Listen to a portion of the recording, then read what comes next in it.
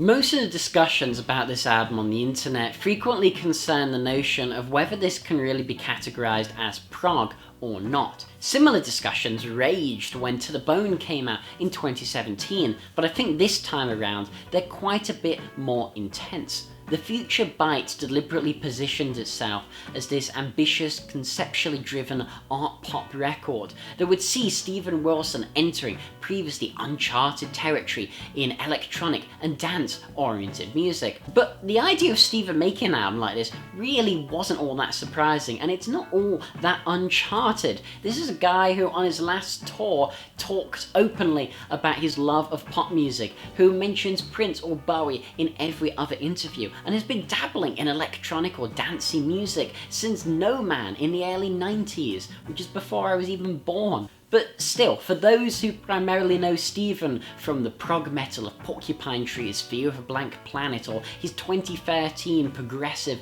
soloed landmark album The Raven That Refused to Sing, they may not be expecting something such as a danceable electronic pop-oriented direction from the prog king. But that brings us back to those discussions. Is The Future Bites prog? Well, it's obviously not prog in the sense that Yes or Van de Graaff Generator are, and it's certainly not progressive in the context of the wider musical scene in the same way Death Grips, Radiohead or Swans are.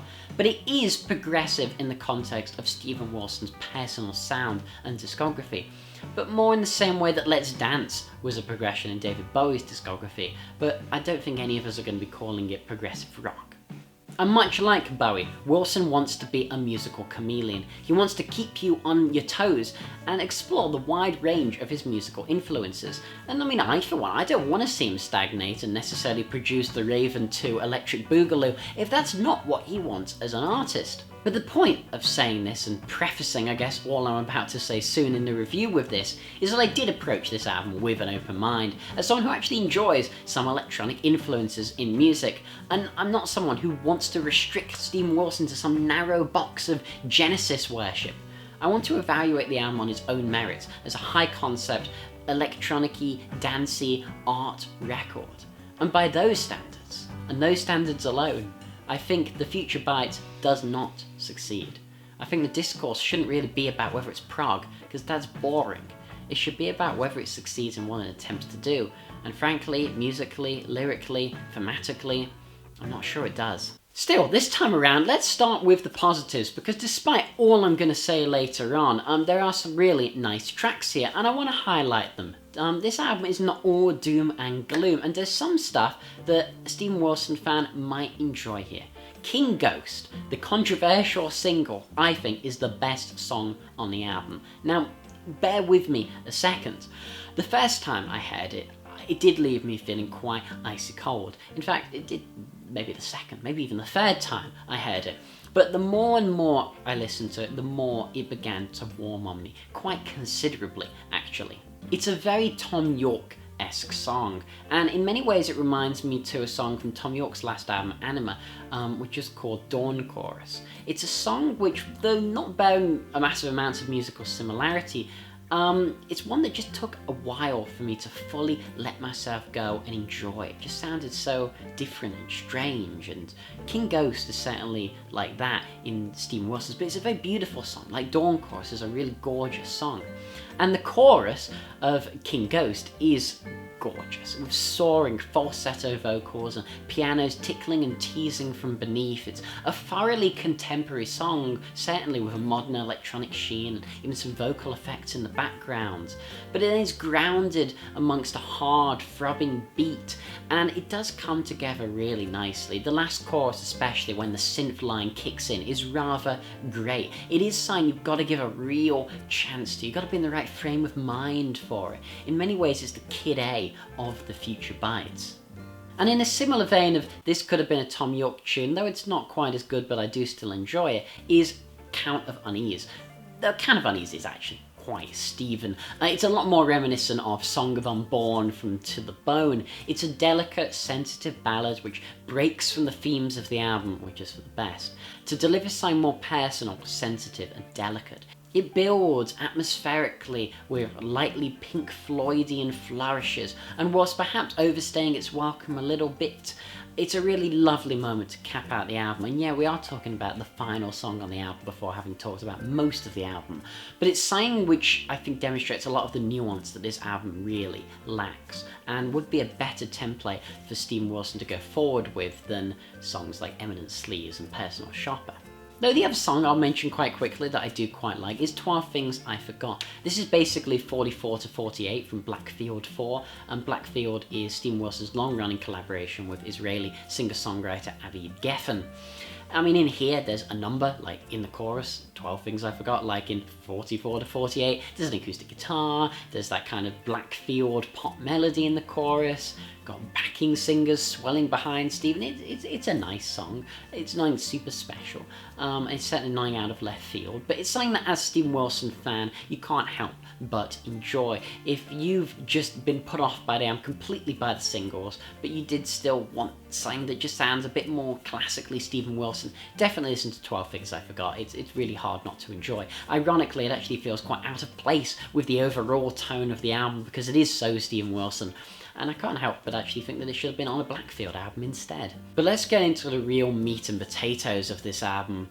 While I describe this as a conceptual album, it's certainly a loose thematic concept rather than a story-driven one such as the brilliant Hand Cannot Erase.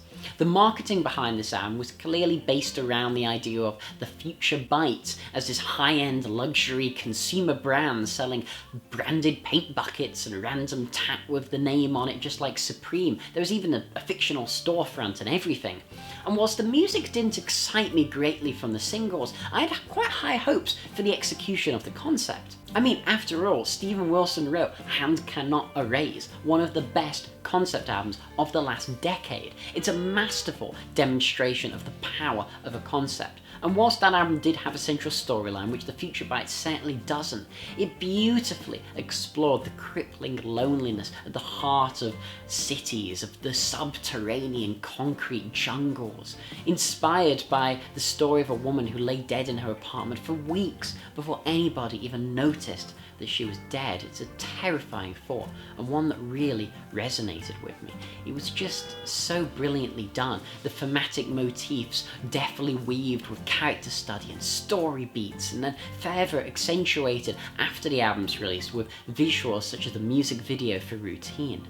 The Future Bytes, though, is talking about very different themes. It's concerned with rampant consumerism, as is clear in Personal Shopper, as well as narcissism and the concept of self, such as in Self, or Eminent Sleaze, or Follower. And these two themes seem on the surface to go quite nicely hand in hand. Self-obsessed consumers, yeah, that seems a reasonable theme to explore. But explore it does not. On the surface, there's many references throughout to these concepts, they do act as consistent motifs, but what I fail to find within the album is any real depth given to any topic explored. Lyrically, for me, this album just falls so flat. Why? Well, because it fails to do anything more than just allude or reference things. It's a descriptive observation in the most descriptive and least observant sense. It doesn't ever grapple with or get inside the themes in other ways that Steven Wilson's songs have actually done before. After listening to the Future Bytes, I'm quite unsure of what Steven Wilson dislikes, if anything, about consumerism. Is he just poking fun for the sake of it? I don't know. There's a few different approaches in my mind that one could go in critiquing consumerist culture, because there's certainly problems in it. You could easily critique it for being a wasteful process contributing to the rapid degradation of our environment. There's been many great songs written about the effects of global warming. Look at Gojira. Or perhaps you could see it as a moral dysfunction which stands in the way of fulfilling life. Or maybe you just see consumerism as enabling a capitalist economy which systematically exploits the poor. There's many different ways of approaching such a critique, but I feel that Steven just never even comes close to going deeper than the most surface level, basic observations.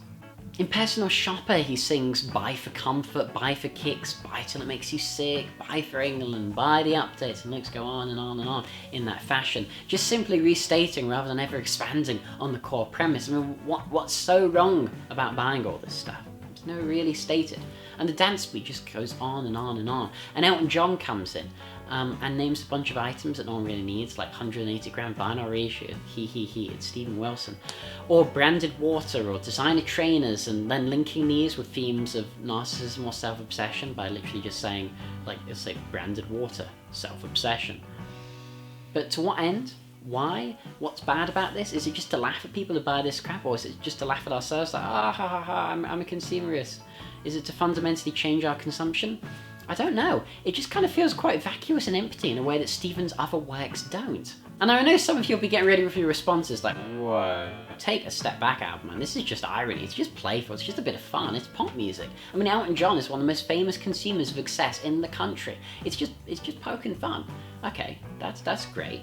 But then why does the album seem so serious in its treatment of these topics, restating them again and again? And it's not an album that comes across in a fun, carefree way. It seems to demand a certain degree of seriousness from the listeners in its visual presentation, in its marketing, in its aesthetic. It comes across like it's a serious album with a serious point. It's not like Permeating from To The Bone, which was just colourful pop fun. Personally, I find that irony is often at its best when there's a serious point being made. Otherwise, irony for irony's sake is just kind of boring. But the lyrics are one of my big issues with the album. Eminent Sleaze, with its a flick of the wrist and I seduce your sister, about a businessman with narcissistic tendencies abusing his wealth to manipulate others, is just, it never digs deeper, it never goes anywhere, it never goes into the psyche of a person like that, or the victims, or the consequences of society full of people like that. Eminent Sleaze, follower, self, personal shopper, they're just sketches of portraits which are never going to be painted or fleshed out. And of course, there's many great pop albums which don't have profound lyrics at all. But then, those great pop albums don't necessarily have the sonic aesthetic of an album demanding such serious intensity from the listener. Despite the danceable nature of many tracks, it's still Steven Wilson. It's not all that fun and carefree. There's a melancholy bubbling beneath the surface, and I just miss some of the lyricism from songs like Drive Home or People Who Eat Darkness, Lazarus, Trains, I could go on. And what those all have in common is that they're delicate emotional portrayals of people or psychological states. And a musical shift doesn't have to automatically necessitate these nuances in the characterizations and in the lyrics to disappear. I guess to surmise this section more succinctly, what bothers me on The Future Bites is that it posturizes as a profound, deep album when it's lacking any meaningful weight behind it in regard to its core themes. And there are exceptions. King Ghost is beautiful, and Count of Unease and 12 Things I Forgot just feel personal, they feel real, they feel tangible. The rest of the album just doesn't. However, it's the music that's the more obviously controversial part of this album, and if someone were to ask me what lyric sums up the music here, well, it's gotta be the one from 12 Things I Forgot, where Steven sings, "Now I just sit in the corner complaining, making out things were best in the 80s. And you certainly get the impression that Steven Wilson thinks that things were best in the 80s with this one.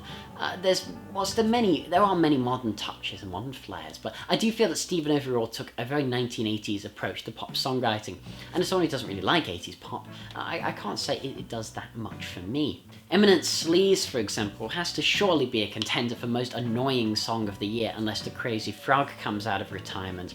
The almost gospel backing vocals just don't seem to mesh well with Steven's voice. The backing vocals just are like a rising tide which seems to sweep Steven's more subtle voice away, and honestly I kind of wish it was instrumental instead, and I think it would be a lot better for it. Because there are some cool musical features here. There's this delay-soaked guitar riff and some definite Floydian Animals era touches in the synth, but the cheesy string hook and the abundance of backing vocals, as well as the kind of B-Ray Adrian Bellew impression at the end on guitar, it just leaves me...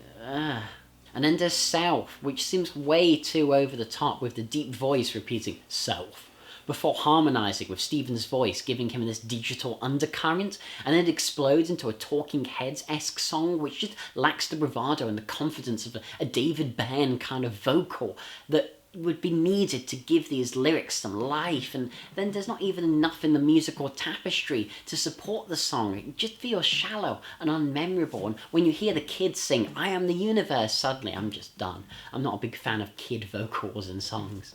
But that's not to say the album deserves its sometimes characterization of an album without guitars. There are guitars, there's guitars on most songs here, it's just they're rhythm-oriented songs, they're not guitar-driven ones. The guitar is an accompaniment rather than the backbone of the song, aside from perhaps Follower. And yeah, I do wish that there was a riff like "People Who Eat Darknesses." I can't help it, and Stephen's Johnny Greenwood impression in Follower just isn't quite what I was looking for. The wider issue though than the lack of guitar in this album, because there's many albums I like we don't have any or little guitar, it's the complete emotional disconnect in the music as well as the lyrics. If someone had told me that the machine learning algorithm had generated Personal Shopper, I'd be like, fair, that makes sense. No more questions. Personally, the songs just often get on my nerves a bit. The choruses aren't ones that I want to sing along to. They're ones I want to run and hide away from, especially ones like "Follow Me, Follow Me." It just annoys rather than pleases me when I recall it. So yeah, overall, I don't think Stephen has made a great pop record, not by a long shot. But hey, he's got plenty of positive reviews, so who am I to say?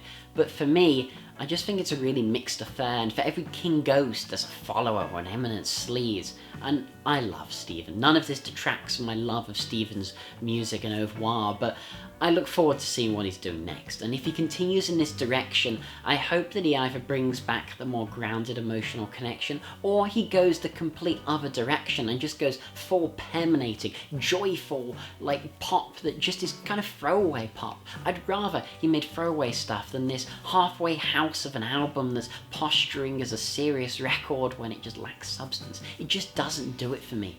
I'm not sure it's one that's going to really age well in the context of Stephen's illustrious career. So this has been TheAIbumMan. I know this has been a bit of a, I guess you could say a slightly angry take, though I'm not particularly angry about this album. It's not Metallica and Lou Reed Lulu bad, but it is a bit of a disappointment, and I always have high expectations for a Steven Wilson album. So please share your thoughts in the comments below. I'd love to know what you think. Is this your new favourite Steven Wilson album, or is this also a disappointment like it is to me? And do you want to see him go in this direction more? Yeah, let me know in the comments below. Otherwise, subscribe, and this has been TheAIbumMan. Thanks for watching. Long live rock and roll.